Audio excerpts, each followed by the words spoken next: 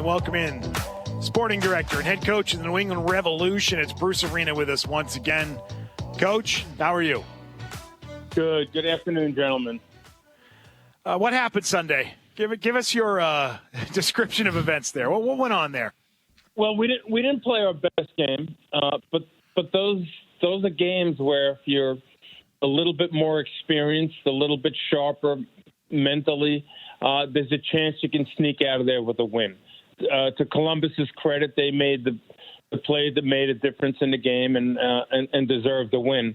However, we had some chances of our own and failed to capitalize there and obviously made a couple of mistakes at the defensive end of the field. So in the end, we fall short, but I think it's something we can learn from. And it also, it's clear to me that we need to improve our team. So we're going to work hard in the offseason to bring in 2 or 3 players that will help complement the group that we have already. Did you know it or expect that type of outcome right away? When you say you didn't play your best, sort of through the trend of a game, the tide may turn and maybe something after halftime. But did you have a feeling early in that game that, this could not be our day? Well, we didn't play well in the first half. In the opening minutes, we were poor. We gave the ball away. They created some chances. I think they had 4 corner kicks probably in the first 10 minutes, and then we got to halftime. It was even, and I felt that there's a chance we can regroup, be a little better in the second half. We didn't get better until they scored a goal, and then in the last 15 minutes, we created some chances, but clearly didn't finish anything, and we fell short, but. I think if we're realistic, we look at the season and say that we did okay. We made progress this year, but we had a very unusual year, like all professional leagues had with the pandemic. We were one of the top 3, the bottom 3 teams in the league in terms of wins at home, and the top 3 with wins on the road. Very unusual. So we have to turn that around. If we were a better home team this year, we would have been right up the table in terms of the standing. So we've got to get that better next year. I was very impressed at our mentality on the road. We played quite well away from Gillette, and next year we've got to turn that around and be good not only on the road but at home as well. Well, looking forward to next year, the 3 designated players, Gustavo Bo, Adam Buxa, Carlos Heel, all returning. You've got some veterans returning too, of course, Matt Turner. But, it's notable to look at least one of the out-of-contract players in Diego Fagúndez. He's had so many minutes and so many starts. Do you feel an agreement with him will be reached, or are you kind of making plans right now to play next year without Diego? Well, Diego's a free agent. And that's something that's happened over the last 5 years or so in MLS, and he has the opportunity to look elsewhere, which he is.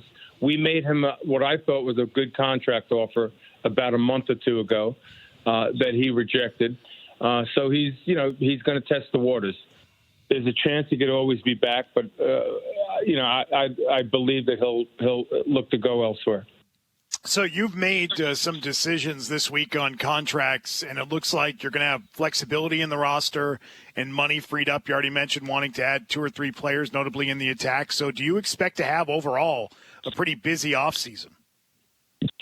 It will be busy, but we've done a lot of the work already. In fact, I was on a call with a player overseas about an hour ago. And we've been working real hard. Our scouting department, Remy Roy, who heads up that area with Kurt Analfo, they've done a very good job. And we have our targets already. We've talked to them. It could be in a matter of weeks we finalize everything, or perhaps it goes into January and February. But I think we're ahead of the curve right now, and we're hopeful we're going to build a stronger roster for 2021. Just as a quick follow-up to that, are you focusing on international players only, or are you going to be looking to add from within the league too? Well, we have definitely going to look to add players from within the league, but we also have 5 players in our squad that are free agents that we're confident we're going to be able to re-sign a couple of those players as well. Coach, I know you got a December 13th circled, not only because it's my birthday and you probably want to send more beer that day, but it sort of begins the transition of next year, the half-day trade window. Do you have any anticipation that this is going to be a full season going into next year? You mentioned COVID and how well everybody's done with it this year, but, National Hockey League, they got the shortened season. We know when the NBA is starting. Do you anticipate a full season, or are things in limbo for you guys? We anticipate a full season. I think in the next month, the next week, MLS will publicize that and give out some more details. Nothing has been finalized, but my expectations are that we will have a full season. Hopefully, we start in the middle of March or beginning of April. I think that's some of the thinking right now, and we're able to go completely through the season. With the advances in medicine, with the vaccinations coming in, there's a chance that, we're going to be able to start pretty much on time and have a full season. I'd like to do a quick follow-up to that. Some leagues, and most people are talking about, okay, when you do your next contracts, maybe we're going to make these vaccines mandatory. Do you anticipate soccer making the vaccine mandatory based on travel, where some of these guys come from? I would think so, but again, that's not my responsibilities in terms of medicine and those type of things. But I would think that every player would want to get a vaccination. Obviously, some may not, and then there's the issues with the collective bargaining and all of that. So I don't know the exact answer, but I would think that our team is going to get vaccinated, and hopefully that allows the league to play full season and not deal with any of these issues that we saw in 2020.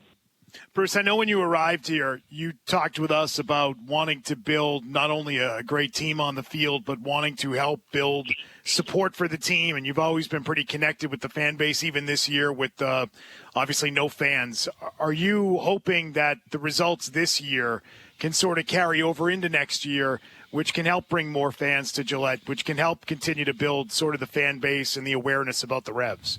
Yeah, definitely. And I think, we're going to continue to plan on building a stadium in downtown Boston.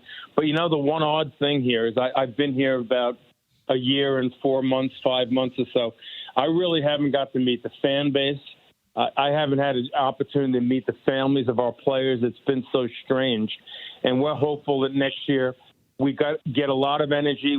We can start the season in March or April and open up the gates again, have people at games, and we get to know our fans a little bit better.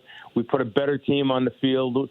We grow our following, and we continually to improve this team. So one day we can try to be on par with the other great teams in Boston. So that's my goals personally.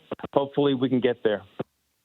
All right, Coach. Well, it's been great talking to you all season long. We always appreciate your time and sure do willingness to be transparent and talk about everything. We really do appreciate it. And I appreciate your support. You guys have been great, and we all appreciate it.